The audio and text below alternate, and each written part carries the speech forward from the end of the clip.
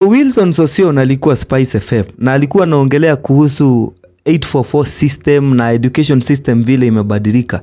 Na after that interview ya Wilson Sossion Spice FM, naweza connect sasa na I hope sasa watu wanaelewa vile Francis Gaitho amekuwa akiongea kuhusu the boomers generation. That is the generation ya wazazi wako, ya babu zako, and the generations mostly ile generation ili benefit na the 844 system, because you see, according to Wilson Sossion, the education system in Kenya initially ilikuwa designed in a way that watu walikuwa wanaenda shule so that they can get white collar jobs.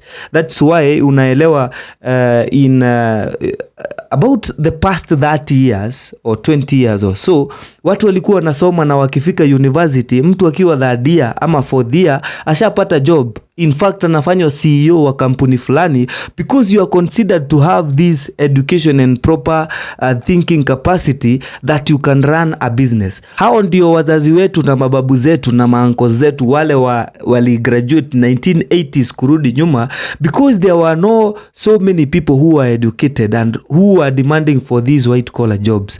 Until today, you in fact, wale wenye waliketi ama wenye walipata results za class 8 last week have a parent who believes that lazima uende shule so that you can succeed, and who still believes that when you go to school, when you go to university, you get that certificate, you get that degree, or you get that diploma or that PhD or masters. They think that as long as you get that paper, you become successful. Well, you are able to speak good English and you are able to communicate. But right now, with our generation ya 1990s kukuja mpaka saa hii, and in the future generation, we are just going to school to learn how to speak and how to communicate and how to negotiate for something, but not, we don't go to school to get those jobs or to have good life. We just go to get a better understanding of life.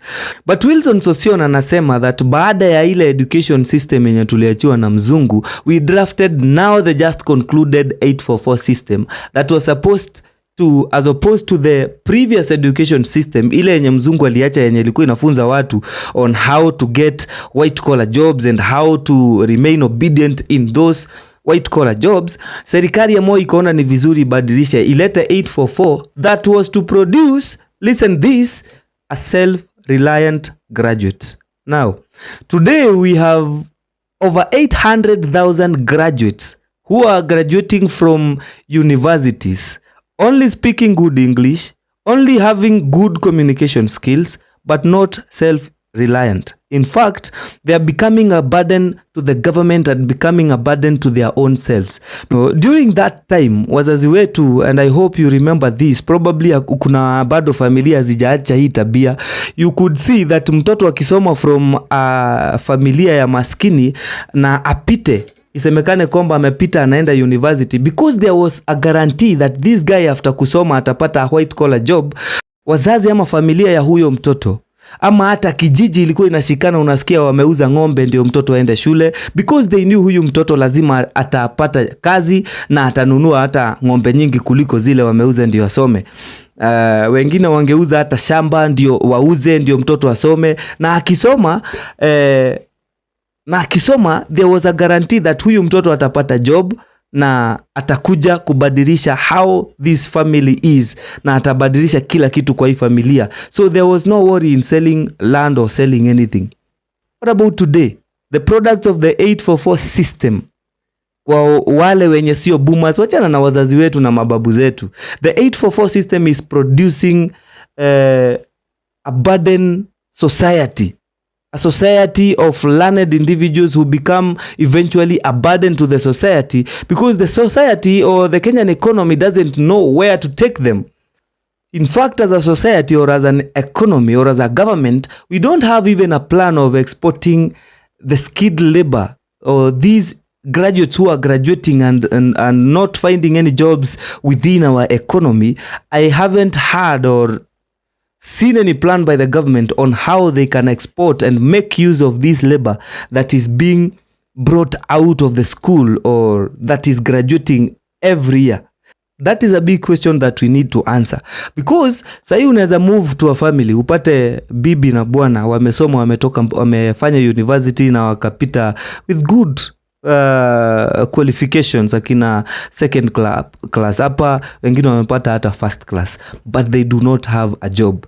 These guys wanapata mtoto, na huyu mtoto lazima asome again, kwenda university, aende mpaka university, because that's how society is trying to show us that you must go to school. How can these two parents motivate their students to go to school when they themselves have not benefited from that school that you're trying to force into your children?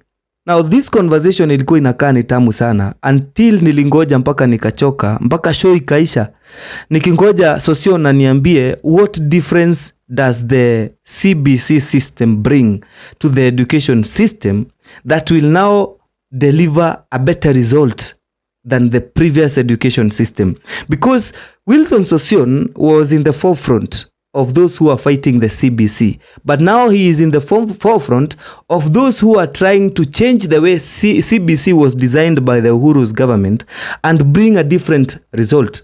But he is yet to tell us how the graduates of the CBC systems will be different from the graduates of the 844 system, because the only difference that he's speaking about is how exams zitamakiwa, because he says that as opposed to how mtu alikuwa nasoma from class 1 mpaka class 8 unapata KCPE result, one exam unakalia, ukianguka you are an idiot, ukipata you are good to go, hata kama umeibiwa. Unasoma kutoka form 1 mpaka form 4 unapewa mtihani, you are spoon fed na walimu ukiwa boarding school kama Alliance ile akina Kimani Ishongwa, you know Alliance, they are spoon fed, they spoon feed their students. Unasoma usiku na mchana, una spoon feediwa, ikifika ni mtihani we hear ati huwa wanaibiwa mtihani, so they produce the best grades going to university, but once they get to universities wanakuanga madanda heads, they understand nothing. So at least I can understand that this will no longer be the case, because the marks zitakuja zikikuwa accumulated as you continue studying. But I'm yet to understand. Yes, that is the system of awarding marks, and that is changing to something positive. Then how is it changing the end result? How different is the graduate of the CBC from that of the 844? Yes, the marks are more genuine and they are more trustworthy, but how different is the government having any plan, or does the government have any plan on how it is going to absorb, or how it is going to use or make use of these graduates who are going to be produced by the CBC? Interview iliisha kama sijasikia, and I hope Spice FM mtaturudishia Wilson Sossion atujibu hiyo swali.